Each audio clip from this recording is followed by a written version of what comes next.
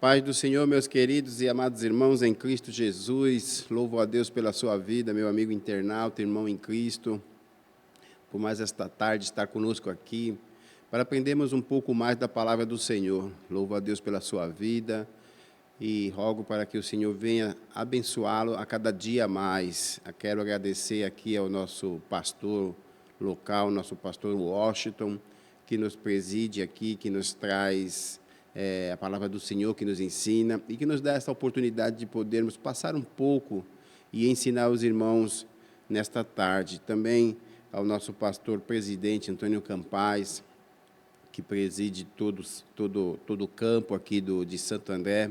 Nós estamos aqui na Assembleia de Deus do Jardim Alvorada, em Santo André, na cidade de Santo André. Esperamos por você uma visita, venha estar conosco. Logo mais no final desta lição, falaremos um pouco dos cultos que nós temos aqui e louvo a Deus pela sua vida. Esteja conosco.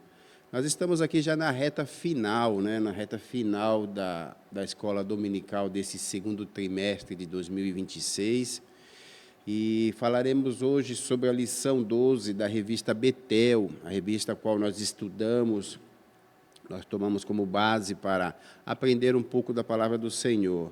A lição 12 desta semana, neste sábado, 20 de junho de 2026, ela nos vai falar um pouco sobre vigilância e oração, o perigo das alianças erradas, Aqueles a quem nós escolhemos estar ao nosso lado, aquelas alianças que nós fazemos que é contrária à vontade e à palavra do Senhor. Vamos falar um pouco hoje sobre este tema, e o nosso texto áureo está em Neemias, capítulo 13, e o versículo de número 28, que nos diz assim: Também um dos filhos de Joiada, filho de Eliacibe, o sumo sacerdote, era genro de Sabalate, o Oronita, pelo que o afugentei de mim. Aqui Neemias falando essas palavras, que havia afugentado o filho de Sabalate de perto dele, ou seja,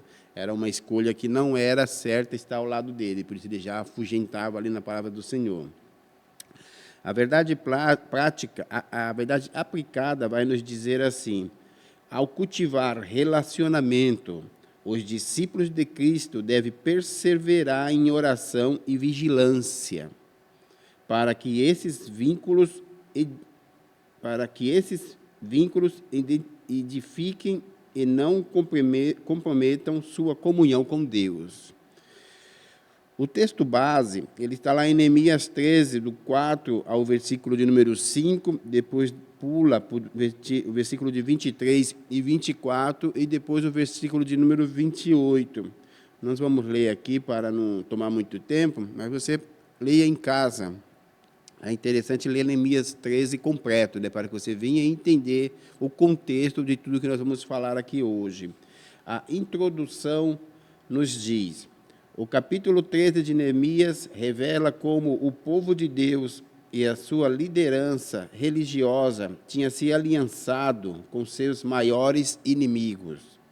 Nesta lição, veremos o perigo das alianças contrárias à vontade de Deus e suas consequências, Então, aqui já nos traz uma introdução daquilo que nós vamos comentar aqui hoje: alianças erradas, o perigo que isso nos causa na vida do cristão ou na sua caminhada, Pode afetar muito o seu futuro através de uma aliança ou de uma escolha de uma pessoa que esteja ao seu lado, que não seja uma pessoa de boa influência, que seja uma pessoa que te leve para caminhos tortos e te leve a desonrar a palavra do Senhor. Então, tomamos cuidado no tipo de alianças que nós vamos fazer ou no tipo de pessoas que nós escolhemos estar ao nosso lado.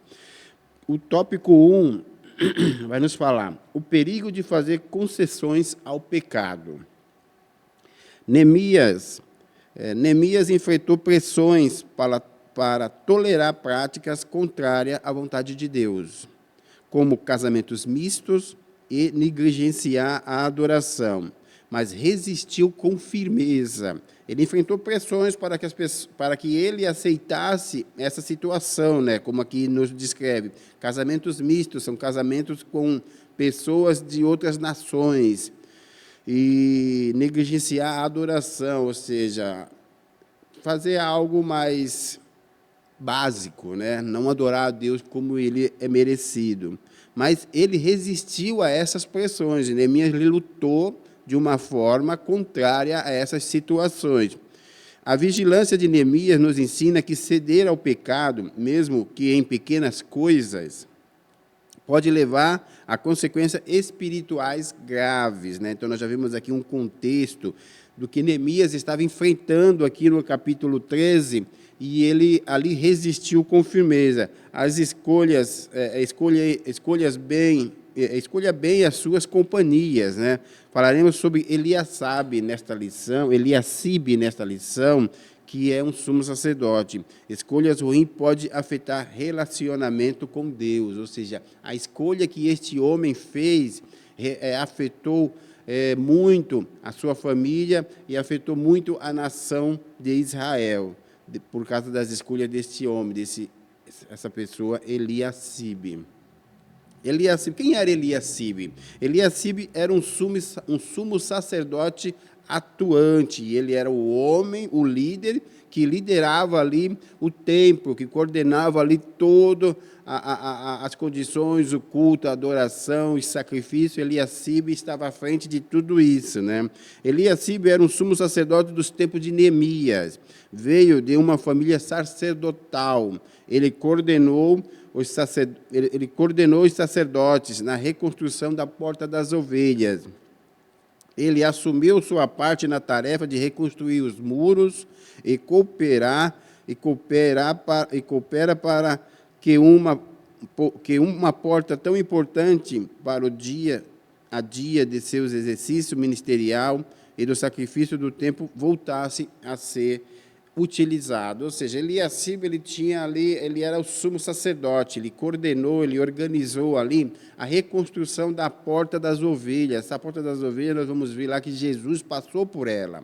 Era uma porta importante no templo, né? Por onde entrava muitas coisas, por onde entrava muitas pessoas. Então, era um local importante. Ele coordenou ali a reconstrução daquela porta. Ele levantou os seus sacerdotes, as pessoas que estavam com eles, ali os seus liderados, e levantou e ajudou na reconstrução desta parte do muro de Israel.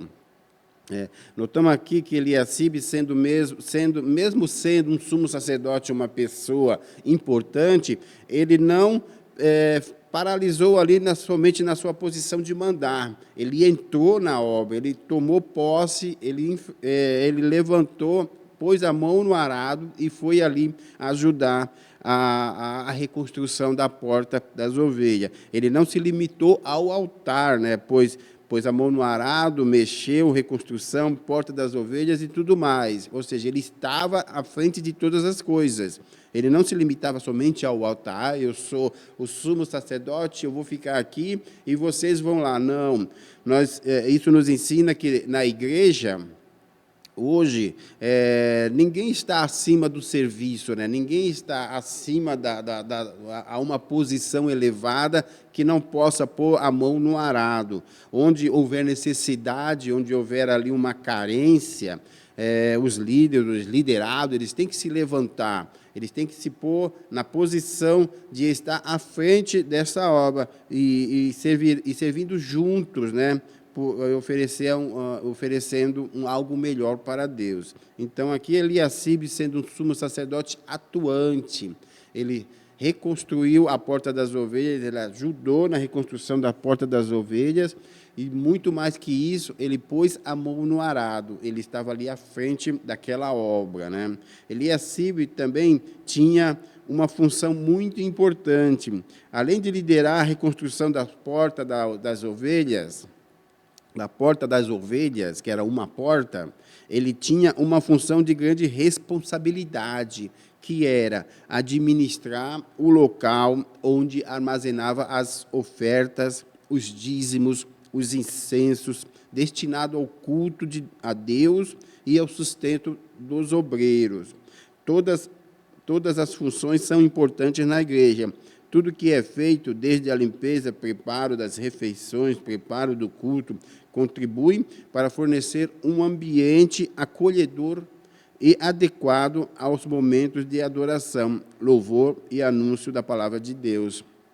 Então, aqui nós vemos que Eliacibe, ele era o sumo sacerdote, mas ele era também responsável por uma sala bastante importante dentro do templo, que era o local onde se guardavam os dízimos, as ofertas, os incensos que eram destinados ao culto, à adoração a Deus, e ali também onde estava o sustento dos obreiros, né, o sustento daquele templo.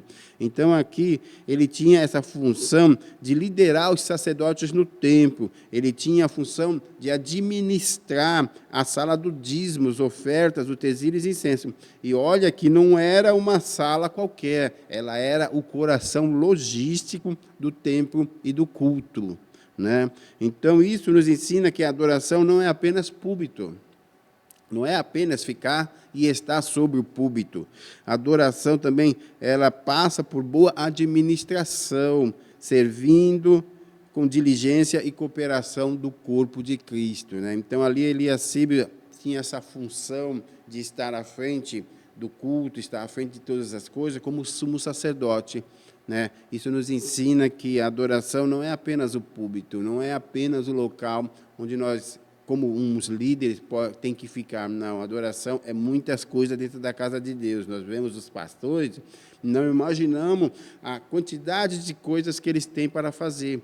Ele não é só aqui, ele tem que visitar, ele tem que estar no hospital, ele tem que estar administrando a igreja, ele tem que estar ajudando os obreiros, ele tem que estar coordenando todas as coisas, vendo as ofertas, vendo os dízimos, o coração logístico da igreja tem que estar funcionando, e tudo isso, o pastor, o líder da igreja, ele tem que estar à frente dessas coisas. Então, é bastante importante a função do sacerdote, né? Eliacibe, aqui o erro dele foi, Eliacibe profanou o templo do Senhor.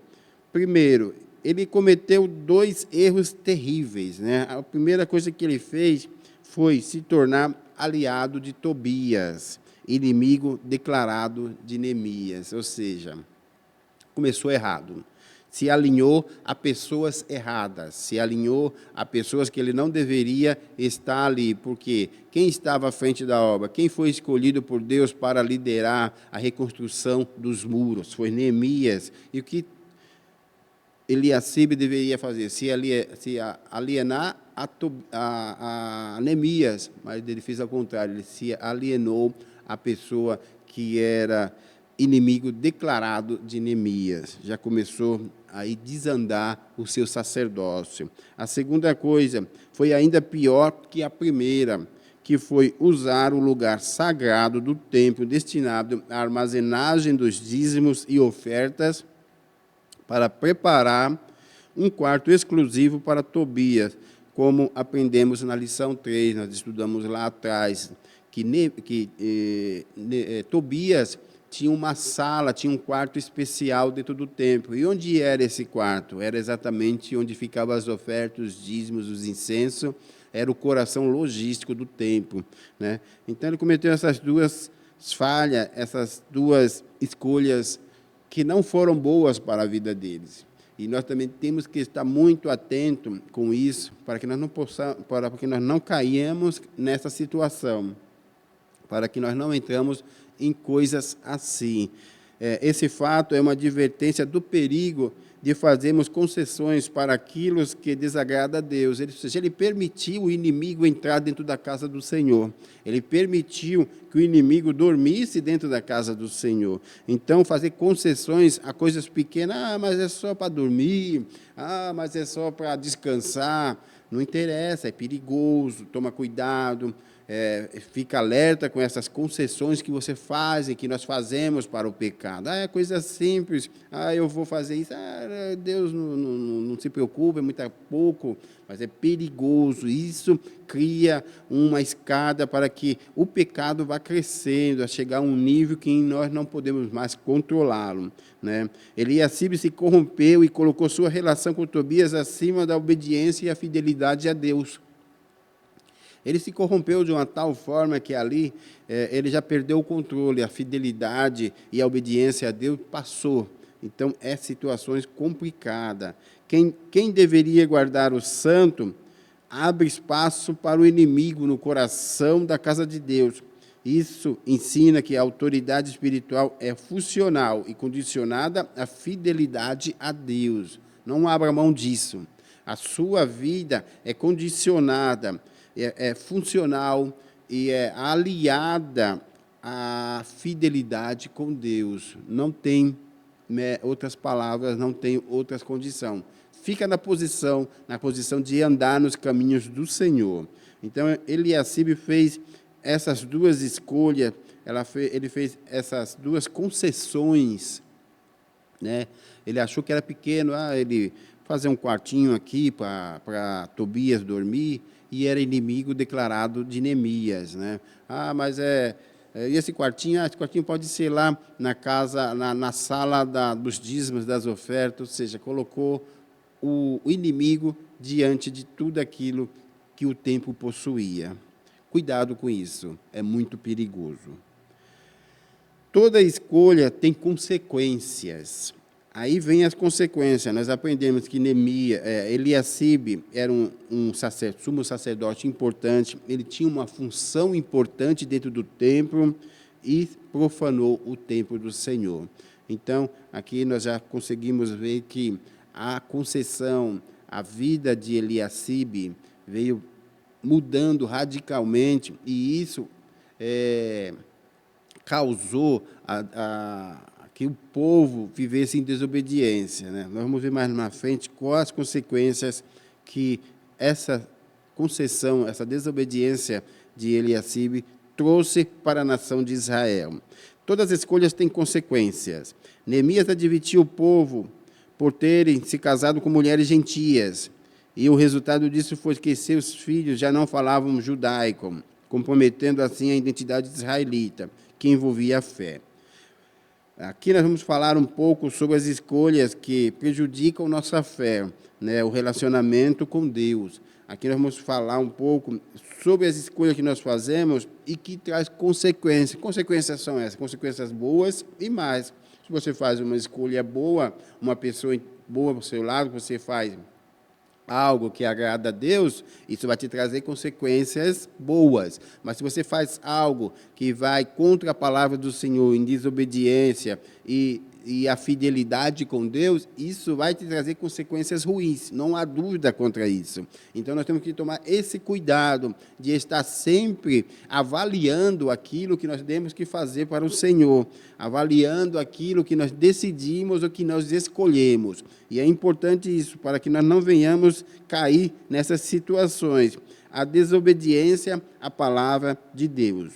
Antes mesmo do povo entrar na terra da promessa, Deus os advertiu sobre não se unirem com os povos de cananitas, nem desse seus filhos em casamentos a eles. Ou seja, Neemias estava aqui alertando o povo que eles já tinham se unido com mulheres gentias, mulheres de outras nações. E isso já estava na palavra do Senhor, bem antes, né? Muito antes, lá estava escrito que Deus... quando o povo entra na terra da promessa, Deus os adverte sobre não se unirem com povos de cananitas, nem desse seus filhos a casamentos a eles. Deus já havia advertido isso, e o povo, mesmo assim, não obedeceu essa palavra, o povo não se atentou a essa palavra. E as consequências disso foi desobediência, é um resultado, a desobediência, o resultado é sempre o mesmo, paralisia a peregrinação, ou seja, você fica paralisado, você não anda, sua vida é estagnada. Neutraliza o discernimento, sua mente fica cauterizada, você não consegue ver mais situações boas, situações ruins, você não consegue mais discernir as condições ou o momento que você está vivendo. E corta o fruto da santidade. São três coisas. A desobediência à palavra do Senhor nos traz essas três escolhas, escolhas e alianças erradas. Paralisia a peregrinação, neutraliza o discernimento e corta o fruto da santidade.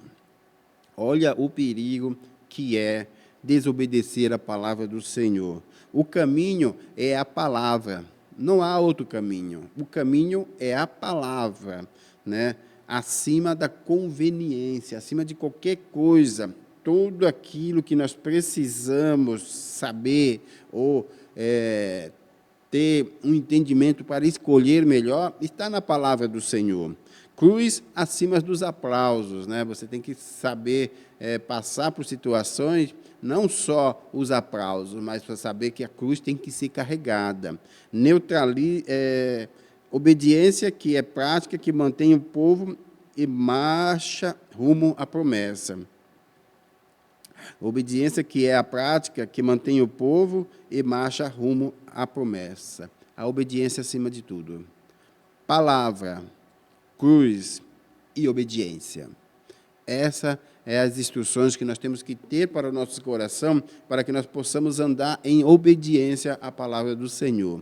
Saber de onde nós saímos, onde nós estamos e para onde nós vamos, através da palavra do Senhor. Consequências do pecado. Deuteronômio 7 relata as consequências da desobediência dos israelitas à palavra, e também por se unirem aos povos pagãos.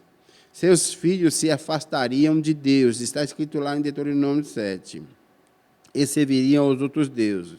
A sua ira se acenderia e os consumiria. Isso é o que Deus relata que faria aquele povo se ele desobedecessem a palavra do Senhor. Sua ira se acenderia e os consumiria, e seus filhos se afastariam e serviriam a outros deuses. Israel desobedeceu, misturou-se com povos pagãos e fez alianças erradas. Desde que chegou na terra da promessa, o povo oscilou entre estar com Deus e os ídolos com práticas profanas. O resultado foi o cativeiro babilônico e o sofrimento. Aqui estamos falando um pouco antes da reconstrução dos templos, né? O povo já vinha todo desordenado, todo bagunçado, fazendo coisas que não agradavam a Deus. Então, aí, já em Deuteronômio 7, a sua ira se acenderia e os consumiria. Deus castigou aquele povo, ou permitindo eles serem aprisionados e virar escravos em Babilônia, né? Aí veio o sofrimento, o cativeiro, toda aquela história que nós já conhecemos. Por quê? Por consequências do pecado, da desobediência. Em 1 Coríntios 10, do versículo 1 ao versículo 10, o apóstolo Paulo nos adverte a não repetir os tropeços de Israel no deserto, que foi a cobiça que rebaixa o coração, a idolatria que troca a glória de Deus por mesas estranhas, imoralidade que profana a aliança, presunção que tenta o Senhor e murmuração que corrói o coração. Então, lá em 1 Coríntios, capítulo 10, do versículo 1 ao versículo 10, nos diz essas coisas. O apóstolo Paulo nos adverte a não cometer os mesmos erros de Israel no deserto. E lá está a lista. Cobiça que rebaixa o coração, idolatria que troca a glória de Deus por mesas estranhas, imoralidade que profana a aliança, presunção que tenta o Senhor e murmuração que corrói a comunhão. A única solução para isso, a solução para reprimir o pecado, é o arrependimento sincero. Não há outra solução. Quando nós pecamos, nós já pecamos, então a nossa posição diante de Deus é o arrependimento sincero. Não é aquele arrependimento, Senhor, me perdoa, não vou pecar mais, e por aí é uma palavra soltada da boca para fora. Mas aquela confissão, aquele arrependimento que vai da boca para dentro, move a alma, reconstrói tudo, você se sente ali a condição de obediência, de fé, de estar em santidade com Deus. Esse é o arrependimento sincero, né? Em Apocalipse 2, versículo 5, o Senhor nos dá a receita completa para um arrependimento sincero.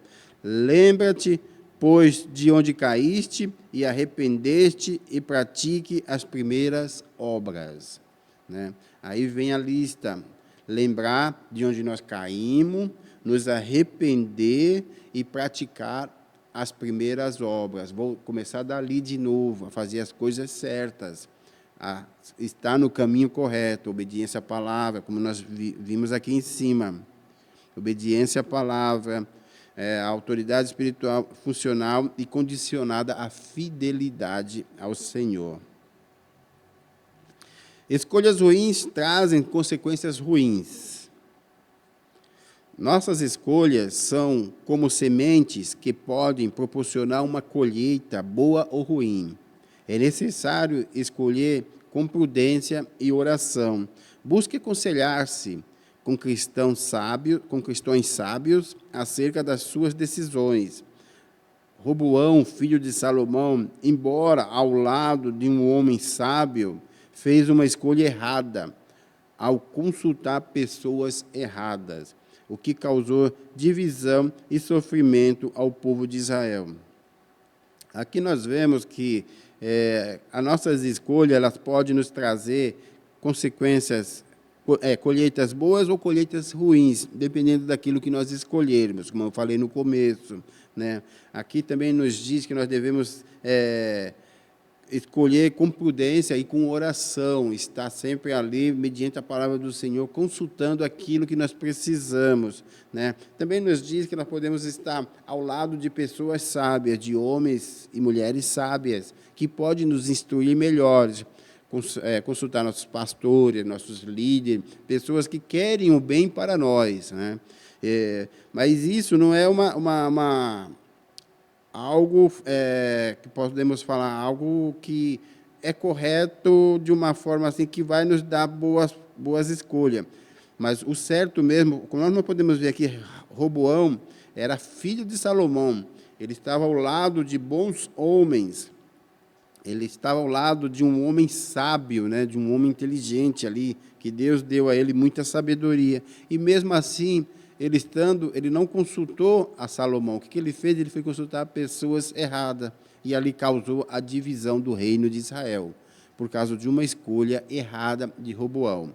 Né? Então, ali, nós temos que estar atento a essas coisas. Devemos tomar decisões baseadas na palavra do Senhor. Quanto a isso, não há dúvida, né? Não tem dúvida. Todo conselho baseado na palavra do Senhor, toda decisão baseada na palavra do Senhor, é bom para nossas vidas. A Bíblia nos ensina e ajuda em qualquer situação ou decisão que devemos tomar. Por outro lado, estar entre sábios e nos aconselhar é uma boa opção.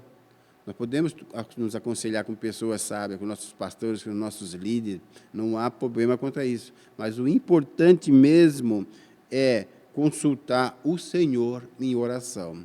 Isso é a melhor escolha. Né? Nós temos que estar sempre conversando com Deus, para que Ele nos dê direção, para que nós possamos tomar uma escolha boa, para nós fazermos aliança com pessoas boas, com situações boas, com condições boas. Isso sim, é estar sempre consultando o Senhor em oração. Maus exemplos são más influências. Neemias observa a conduta do povo, afirma que o sacerdócio havia sido profanado. Essa profanação comprometeu a relação de Israel com Deus, mostrando que sacerdócio errado não só desonra a aliança, mas também prejudica a espiritualidade de toda a nação. Então, aqui nós vamos ver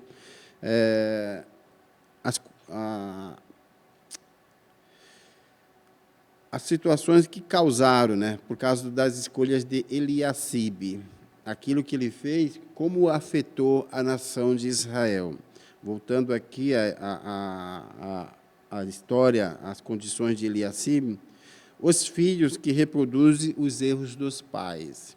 O último erro descrito por Neemias mostra como atitudes ruins podem levar pessoas próximas a agir da mesma maneira, perpetuando um círculo de iniquidade. O sumo sacerdote Eliacibe se aliançou com Tobias e profanou o templo. Por sua vez, seu neto, seguindo os passos do avô, casou-se com a filha de Sabalate, aliançando-se com o maior inimigo de Neemias e opositor varóis à restauração de Israel. Então, aqui nós já vemos uma decadência da família, né, do sumo sacerdote Eliacibe. Ele profanou o templo, permitindo a entrada de Tobias, dormindo no templo, fez uma aliança errada. Por sua vez, o seu neto, também, seguindo os passos do avô, já fez coisas mais erradas ainda. Se aliançou com Sabalate, né, que era o inimigo declarado de Neemias e opositor varóis à restauração de Israel. Era aquele que lutava para que os muros não fossem restaurados.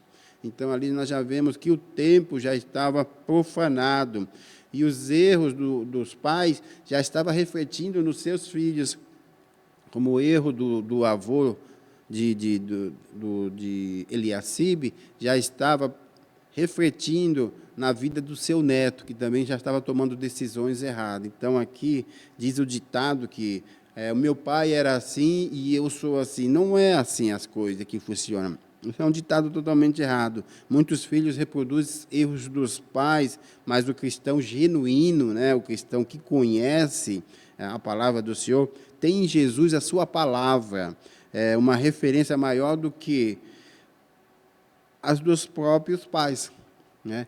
O cristão genuíno, ele segue a palavra. Não é que meu pai é errado, eu vou ser errado também, é que minha mãe é isso, eu vou ser isso. Não é assim. O cristão genuíno tem a palavra de Deus como uma visão eterna, por um caminho ali, um guia, uma instrução para onde nós devemos seguir na melhor direção, né? A própria Bíblia nos revela que romper a herança do pecado e serviram fielmente a Deus, né? Como a Bíblia nos fala que a própria Bíblia nos ensina que tivemos pessoas que veio de um leito errado, mas eles romperam essa aliança com o pecado e começaram a servir a Deus, reinados, aqui como é em 2 Crônicas 28, o exemplo de Ezequias, né, que veio de um reinado corrompido em pecados, em tudo, e ele começou um reinado de obediência à palavra e fidelidade a Deus. Então, não é porque a família, o reinado de Ezequias anterior era errado, que Ezequias deveria manter o mesmo padrão. Não. Ele houve mudança, porque ele olhava para Deus, ele olhava para a palavra do Senhor, para as instruções do Senhor. E isso trouxe coisas boas para o reinado. Então, aqui, os filhos reproduzem os erros do pai. Não é sempre assim. Um cristão fiel e genuíno, ele segue a palavra de Deus. Não interessa quem foi meu pai, quem foi minha mãe, quem foi meu irmão. Não interessa quem foi meu avô, quem foi minha avó. Não interessa quem foi meu tio. O que interessa é a palavra de Deus. A palavra de Deus exerce influências positivas. Daniel, mesmo em ambiente adverso, ficou firme em Deus e não se contaminou com as coisas da Babilônia. Independente das circunstâncias, se a palavra de Deus tem primeiro lugar em nossos corações, nenhuma influência tem poder de nos tirar do centro da vontade de Deus. A Bíblia não é um mero livro, isso sem dúvida. A Bíblia não é um mero livro que nós vamos ler e é uma historinha que nós vamos entender ali, uma história contando de alguns homens, de algumas mulheres, de algumas pessoas que passaram ali e escreveram alguns capítulos. Não, não é um mero livro, né? Ela é a palavra de vida que cria fé. Ela é a palavra de vida que cria fé, corrige rotas, sustenta esperança, converte o coração e forma caráter. Ela reconstrói relacionamento, redefine prioridades e ensina a dizer não ao pecado e sim à vontade de Deus. Não há dúvida. Vou até repetir.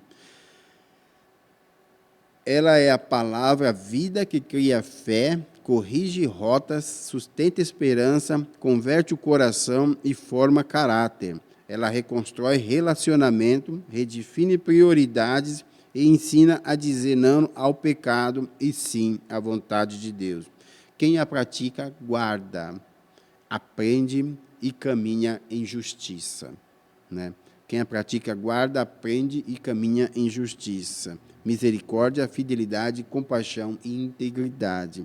Então, aqui, onde nós vamos buscar sabedoria para não cairmos nos laços do pecado, para não fazermos concessões erradas na Bíblia, na palavra do Senhor. Ela vai te instruir de todas as formas, em todas as condições e situações que você estiver passando ou precisando resolver. Busque na palavra do Senhor. Busque em oração, converse com Deus, leve suas orações, seu clamor ao Senhor, e Ele vai te dar direção. Deus exige fidelidade. Tópico 3.3, nosso último tópico, nos diz assim: podemos extrair uma lição importante dos erros apontados por Neemias. Desobedecer a palavra de Deus e fazer alianças erradas tem um preço alto. Se fazemos escolhas que afrontam princípios bíblicos, as consequências vêm. Se obedecermos e formos dirigidos por Deus, resultará numa vida abençoada. Em Atos 5:29, quando os apóstolos estavam sob tortura para não pregarem mais a palavra de Deus, a resposta foi imediata. Eles não pensaram, não titubearam, não tiveram dúvida disso. A palavra foi: mais importa obedecer a Deus do que aos homens. Essa foi a palavra dos apóstolos e é isso que tem que estar no nosso coração. Não queira agradar homens, não queira ajudar pessoas erradas, não queira fazer alianças erradas para agradar homens. O importante aqui é: mais importa obedecer a Deus do que a homens. Deus sabe de todas as coisas. Deus espera de nós essa mesma fidelidade, independente das circunstâncias ou problemas que estamos enfrentando. Em Apocalipse 2:10, o mandamento é: ser fiel até a morte, mesmo quando isso possa te custar a vida. Por isso, a prática é perseverar, suportar pressões com esperança e rejeitar concessões que traiam o Evangelho, assegurando que nada nos poderá separar do amor de Deus, né?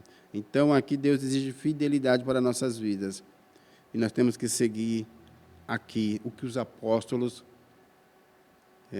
nos ensina lá em Atos 5:29. Mais importa obedecer a Deus do que aos homens. E em Apocalipse 2:10, o mandamento é ser fiel até a morte. Deus exige isso de nós, que nós sejamos fiéis, que nós obedecemos a Ele, a sua palavra. Conclusão. A conclusão nos traz a seguinte mensagem: fazer concessões ao pecado e aliança com ímpios é como arriscar-se numa roleta russa. Podemos ser abatidos a qualquer momento. Portanto, antes de fazer concessões ou firmar alianças, devemos estar atentos aos preceitos bíblicos, buscar a Deus em oração e procurar a direção do Espírito Santo para não prejudicar nossa comunhão com Deus. Tomando em consideração essa conclusão aqui, para ter uma vida em vigilância e em oração, nós temos que ter 3 princípios. Primeiro é servir e fazer nossa parte, a obra, sem desobedecer a Deus. servir e fazer a nossa parte na obra sem desobedecer a Deus, né? Que foi o que passou com Eliasabe lá no começo, né? Ele fazia a parte dele na obra, mas ele acabou desobedecendo a Deus. 2, devemos tomar decisões baseadas na palavra de Deus. E 3, ter a palavra de Deus, que é nossa maior referência de fé e prática da vida. Ter a palavra de Deus, que é a nossa maior referência de fé e prática da vida, né? Então, nós temos que ter essas 3 considerações para que nós venhamos a ter uma vida abençoada, para que o nosso futuro não seja afetado pelas nossas escolhas do presente. Então, que nós tenhamos consciência de que todas as vezes, quando nós vamos tomar uma decisão, consultar ao Senhor, pedir direção, pedir a Ele conhecimento, pedir a Ele sabedoria, direção para aquilo que nós precisamos tomar e seguir a palavra de Deus, ser fiel a Deus. Essa é a palavra para nossas vidas nesta tarde, né? Eu deixo aqui, então, essa conclusão para com os irmãos e quero agradecer pela sua presença nessa tarde conosco e que o Senhor venha te abençoar. Procura dar uma lida na sua casa aí, com mais calma na revista, para que venha ter mais conhecimento, ter mais instruções daquilo que o Senhor quer para nossas vidas. Quero te convidar a estar conosco aqui na rua, no Jardim Alvorada, na Assembleia de Deus. Nós temos culto aqui nas terças-feiras, cultos de ensino com o nosso pastor. Ele sempre está ministrando uma palavra de sabedoria para nós, às 7h30 da noite. Venha estar conosco, vamos estar adorando, louvando ao Senhor e aprendendo da palavra do Senhor. Nós temos culto aqui também nas quintas-feiras, culto de oração, nos reunimos aqui, batemos um papo legal, discutimos situações, oramos pelas famílias, pelas causas, né? Trazemos uma breve palavra. Esteja conosco nas quintas-feiras, às 8h da noite, para receber uma porção da palavra do Senhor. E os nossos cultos que são no domingo. Domingo, nós temos 2 cultos, às 9h da manhã, né? E depois temos às 18h. Então, se você não consegue vir de manhã, venha à noite. Se não consegue vir à noite, venha de manhã, mas não perca a oportunidade de estar na presença do Senhor. Eu te convido, venha estar conosco e que o Senhor possa te abençoar. Eu te desejo um feliz sábado e que o Senhor conceda a sua graça. Obrigado por tudo e Deus os abençoe.